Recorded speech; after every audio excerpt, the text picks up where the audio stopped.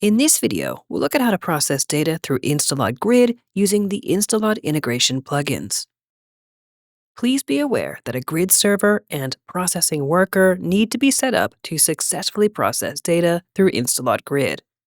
Processing data through InstaLOD Grid is possible with a variety of our software integrations, including our plugins for Maya, 3ds Max, Blender, and VRED. Connect to a grid server by opening the desired InstaLOD plugin and navigate to the Setup tab.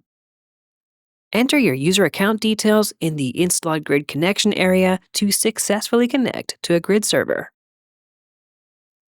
Once connected, files will automatically be sent to the server for processing and will be re-imported into your 3D scene when finished.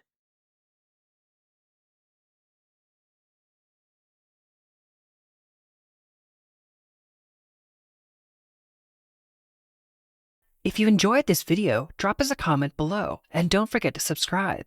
For the latest news about InstaLOD, please visit our website, follow us on X, join us on Discord, or sign up for the Abstract community. You can find all the links in the video description below. Thanks for tuning in, and we'll see you in the next one.